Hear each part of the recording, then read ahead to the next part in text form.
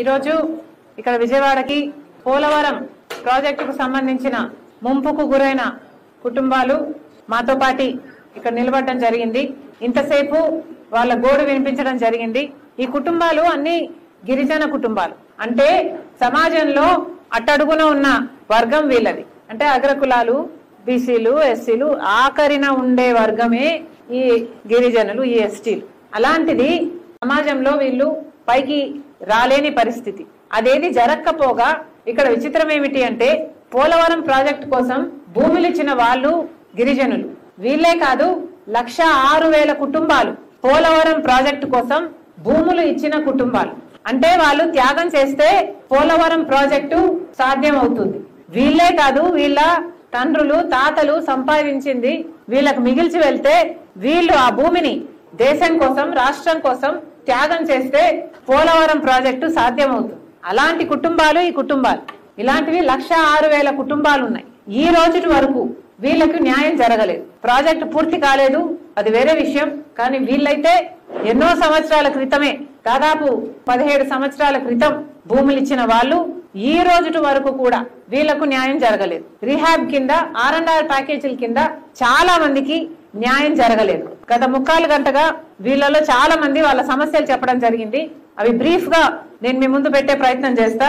ఒకటి, జగన్మోహన్ రెడ్డి గారు ముఖ్యమంత్రి అయిన తర్వాత ఈ ప్రాజెక్టుని ఫేజ్ 1 గా, ఫేజ్ 2 గా దీన్ని డివైడ్ చేస్తూ జగన్మోహన్ రెడ్డి గారు 41 మీటర్స్, 41.15 మీటర్స్ స్టోరేజ్ కెపాసిటీని ఫేజ్ 1 గాను, 45.7 మీటర్స్ స్టోరేజ్ కెపాసిటీని ఫేజ్ 2 గాను డివైడ్ చేసి కాస్ట్ ని బ్రేక్ చేయడానికి, ఇన్ బ్రాకెట్స్ పోలవరం ప్రాజెక్టుని నాశనం చేయడానికి ఈ ప్రాజెక్టును అట్లా బ్రేకప్ చేస్తే అప్పుడు వీళ్ళలో చాలా మంది 41 మీటర్స్ లో ముంపుకు గురయ్యేవారు కొంతమంది, 45 మీటర్స్ ముంపుకు గురయ్యేవారు కొంతమందిగా వీరిలోనే విభజించడం జరిగింది. ప్రధానమైన సమస్య 41, 45 ఇలా విభజించడంలో చాలా అన్యాయం జరిగిందని, సర్వే సరిగ్గా జరగలేదని చాలా మంది చెప్తున్న విషయం. చాలా గ్రామాలలో ఒక యూనిట్ గా వాళ్ళని తీసుకోకుండా ఒక వీధికి అవతల 41, యువతల 45 అన్నట్టుగా కూడా మమ్మల్ని విభజించడం జరిగింది. అలా ఎలా సాధ్యం అవుతుంది? వచ్చే నీటికి వీధికి అవతల, వీధికి యువతల అని ఉండదు కదా. అంత ఘోరంగా, అన్సైంటిఫిక్ గా విభజించడం జరిగింది అన్నది వీళ్ళు చెప్తున్న సమస్య. ఇంకొకటి, 2017లో సర్వే జరిగింది. ఆ రోజు ముంపుకు గురైతున్న కుటుంబాలు 1,06,000 కుటుంబాలు అని తేల్చారు. కానీ ఆ రోజు కట్ ఆఫ్ డేట్ గా తీసుకున్నారు కాబట్టి 18 ఏళ్ల లోపు ఉన్న వాళ్ళకి ఎవరికి ఈ R&R ప్యాకేజీలు వర్తింప చేయలేదు. ఆ బెనిఫిట్స్ 18 ఇయర్స్ బిలో ఉన్న వాళ్ళకి అందలేదు అన్నది చాలా మంది చెప్తున్నారు. దాని తర్వాత 18 ఏళ్లు నిండిన వాళ్ళు దాదాపుగా ఇప్పటికి 8 సంవత్సరాలు అయిపోయింది. కానీ ఇప్పటి వరకు ఇవ్వాల్సిన వాళ్ళకి R&R ఇవ్వకపోగా వీళ్ళకు కూడా, ఈ బిడ్డలకు కూడా ఆసరా లేకుండా పోయింది అన్నది కూడా వీళ్ళు బాధపడుతున్నారు. చాలా మందికి ఇలా గవర్నమెంట్ రిలీజ్ చేసింది, వీళ్ళందరికీ ముంపు ప్రాంతాలకు గురైతున్న వాళ్ళు వీళ్ళు అని రిలీజ్ చేశాక కూడా R&R ప్యాకేజ్ ఇప్పటి వరకు ఇచ్చిన వాళ్ళల్లో ఈ నేమ్స్ మ్యాచ్ అవ్వటం లేదు. అంటే రిలీజ్ చేసేటప్పుడు మళ్ళీ అవకతవకలు జరిగాయి, మా పేర్ల మీద కాకుండా ఎవరికో ఇచ్చారు అన్నది కూడా వీళ్ళ కంటెన్షన్. అంతేకాదు, రిహాబిలిటేషన్ ఏరియాస్ లో అసలు ఏ ఫెసిలిటీస్ లేవు. అంటే కొన్ని కుటుంబాలను R&R ప్యాకేజ్ ఇచ్చి కొత్త కాలనీలు కట్టి వాళ్ళని అక్కడికి మూవ్ చేయడం జరిగింది. కానీ ఇందాక అన్న చెప్పినట్టు మంచినీళ్లు కూడా కెరోసిన్ వాసన వస్తున్నాయని, అలా R&R ప్యాకేజీలలో కొత్త కాలనీలలో ఇచ్చిన కొంతమంది కుటుంబాలకు కూడా సరైన వసతులు లేవు. మాకు రోడ్లు లేవు, మాకు అసలు వసతులే లేవు, బాగా ఉన్న ప్రాంతం నుంచి మమ్మల్ని ఇక్కడ పడేశారు అన్న భావన చాలా మందిలో ఉంది. అంటే కనీసం మినిమం ఫెసిలిటీస్ కూడా లేకుండా వాళ్ళని ఎగ్జిట్ చేయించడం జరిగింది అన్న భావన కూడా చాలా మందిలో ఉంది. ఇంకొక విషయం, చాలా మంది గిరిజనులు భూమికి బదులు భూమి ఇచ్చినప్పుడు ఆ భూమిని కంటెన్షియస్ భూమి, అంటే ఆ భూమి వాళ్లకు ఆమోదయోగ్యం కాని భూమి, అంటే ఆ భూమి సరిగ్గా లేదు కాబట్టి ఇచ్చిన భూమి ఇదిగో తీసుకోండి అన్నట్టుగా మా ముఖాన్ని ఏదో పడేశారు. కానీ ఆ భూమి కూడా ముంపులో ఉంది అని కొంతమంది చెప్తే, ఆ భూమి ఇంకొకరిది అని ఇంకొంతమంది చెప్తే అసలు ఆ ఇచ్చిన భూమితో కూడా సంతోషం లేదు. చాలా మందికి ఫోర్సబుల్ గా ఏదో ఒకటి ఇచ్చేసి వీళ్ళని వదిలించుకోవాలి అన్న విధంగా చేశారు అన్నది కూడా చాలా మంది చెప్తున్నారు. ఇక ఇవి కొంతమంది ఇచ్చిన వాళ్ళ సమస్యలైతే అసలు ఇంతవరకు 1,06,000 కుటుంబాలు వాళ్ళ భూమిని త్యాగం చేస్తే ఇంతవరకు అసలు ఏ బెనిఫిట్స్ అందని కుటుంబాలు దాదాపు 95,000 కుటుంబాలకి ఇంకా ఏ బెనిఫిట్స్ అందలేదు.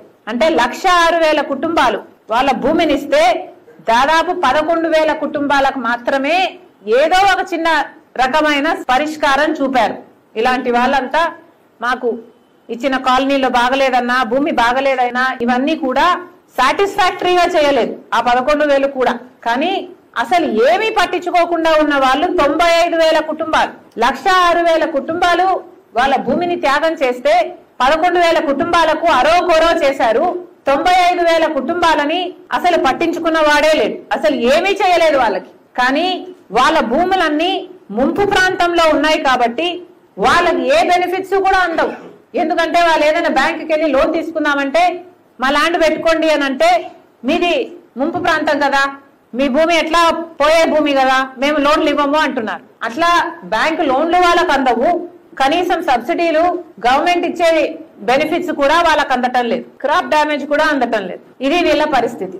ఇన్ని సంవత్సరాలు వీళ్ళ గోడు చెప్పుకొని ఎవరూ పట్టించుకునే పరిస్థితిలో లేరు.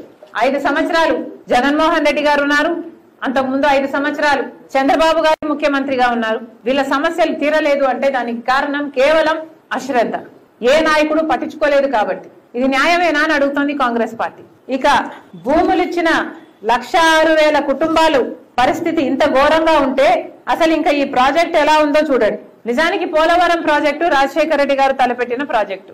ఈ ప్రాజెక్టు ద్వారా 7 లక్షల చిల్లర అంటే దాదాపు 8 లక్షల ఎకరాల కొత్త ఆయకట్టు, 22 లక్షల ఎకరాల స్థిరీకరణ అంటే దాదాపు 30 లక్షల ఎకరాలకు నీళ్లిచ్చే ప్రాజెక్టుగా రాజశేఖర రెడ్డి గారు దీన్ని రూపొందించడం జరిగింది. Polavaram project gravity based project.